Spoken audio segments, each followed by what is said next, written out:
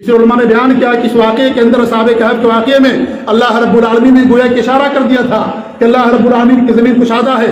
अगर कहीं तुम्हें इस्लाम पर अमल करने के लिए, ईमान की हिफाजत के लिए परेशानी हो रही है, जान की मुश्किलें हैं, तो उस इलाके को छोड़ करके तुम दूसरे ऐसे इलाके में जहाँ तुम्हारे लिए आज़ादी और इस्लाम पर अमल पैरा हो सको, वहाँ पर तुम चले जाओ। और असहाबे कहफ के अंदर तुम्हारे लिए ये इबरत और नसीहत मौजूद है। उन्होंने भी ईमान की खातिर घर बार छोड़ दिया, वतन छोड़ दिया, बाल बच्चे सब छोड़ दिए, लेकिन शिर्क के साथ सौदा नहीं किया, शिर्क को नहीं अपनाया, अल्लाह पर ईमान लाए, अल्लाह के पर ईमान की हिफाजत की उन्होंने, और अल्लाह रब्बुल आलमीन उनकी हिफाजत की। ये अल्लाह रब्बुल आलमीन हमें इसके अंदर दर्स दिया है। हमारे नबी ने फरमाया कि चाहे तुम्हें जला दिया जाए, चाहे तुम्हें कत्ल कर दिया जाए, तुम अल्लाह रब्बुल आलमीन के साथ कभी भी शिर्क नहीं करना, क्योंकि शिर्क सबसे बड़ा जुर्म है। शिर्क करने से इंसान के सारे अमाल तबाह बर्बाद हो जाते हैं, उसकी नमाज, उसका रोज़ा, उसका हज, ज़कात, कुर्बानियाँ, तमाम चीज़ें बर्बाद हो जाती हैं। अल्लाह रब्बुल आलमीन उसके किसी भी अमल को कबूल नहीं करेगा। इसलिए तौहीद की हिफाजत मेरे भाइयों, तौहीद जो सबसे बड़ी दौलत है, अल्लाह पर ईमान, खालिस ईमान, ये सबसे अजीम दौलत है। उस दौलत की हिफाजत के लिए इंसान जान भी देना पड़े तो उसके अंदर इंसान को नहीं घबराना चाहिए, क्योंकि जान तो जाने ही जानी है, एक दिन जान जाएगी। आज आप जान बचा लेंगे, कब तक आप अपनी जान बचाते रहेंगे? जान एक दिन जाएगी ही, किसी के लिए हमेशगी नहीं है। मौत सबके लिए लिख दी गई है। अगर आज बच गए तो कल हमारी बारी आने वाली है।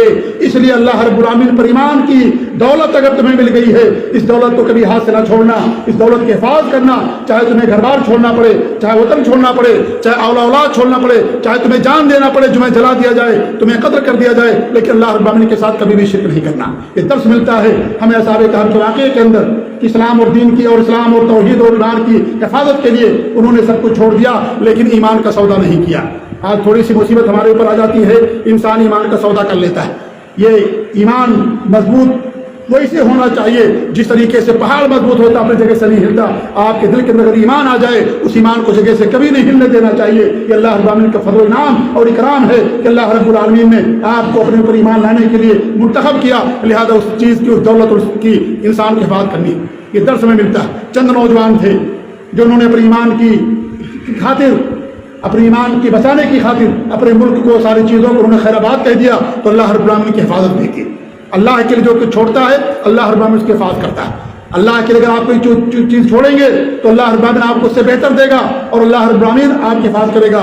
वमन यत्तक़िल्लाह यजअल लहू मख़रजा, जो अल्लाह ताला का तक़वा अख्तियार करता, अल्लाह ताला डरता है, अल्लाह रब्बुल आलमीन उसके लिए निकलने का कोई ना कोई रास्ता बना देता है। अल्लाह के लिए अगर आप करेंगे, अल्लाह रब्बुल आलमीन आपकी हिफाजत करेगा।